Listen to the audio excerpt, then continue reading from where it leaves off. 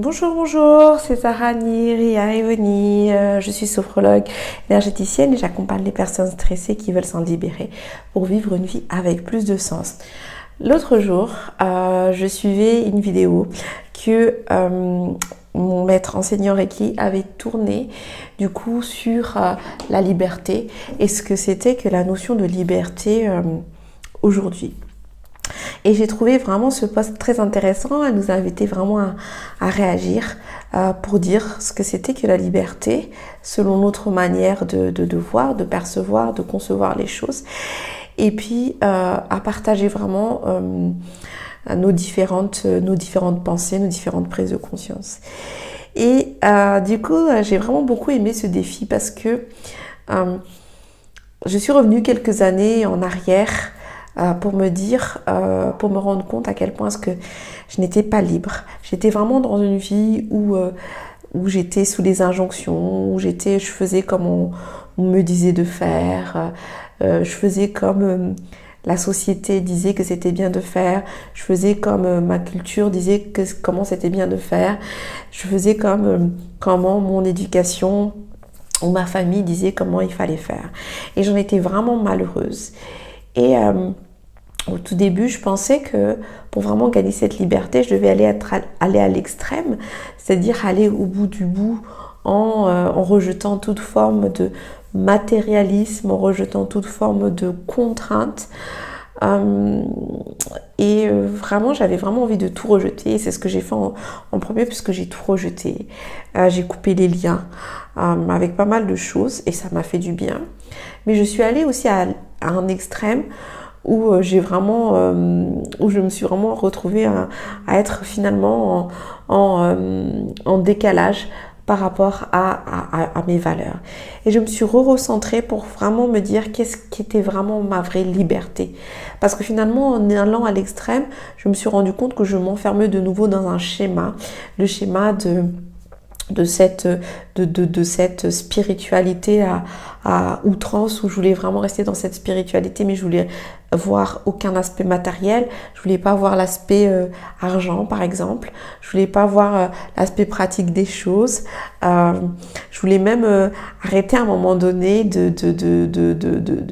me maquiller ou de prendre soin de mon corps, parce que de toute façon tout ça, de toute façon, ça, c'était des dictates de la société. Et en fait, j'ai repris quelque chose d'un peu plus équilibré et où je me suis rendu compte justement où était ma liberté. Et moi, ma vraie liberté, c'est de faire comme j'en ai envie. Si j'ai envie, par exemple, de faire du shopping et de m'acheter plein de vêtements, ça sera selon ce que j'ai envie, selon ma liberté.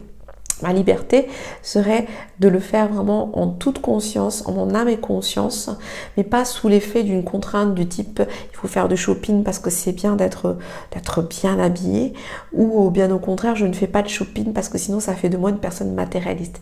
Dans les deux cas, je me privais de la liberté d'être vraiment qui je suis et ce que j'avais vraiment envie de faire.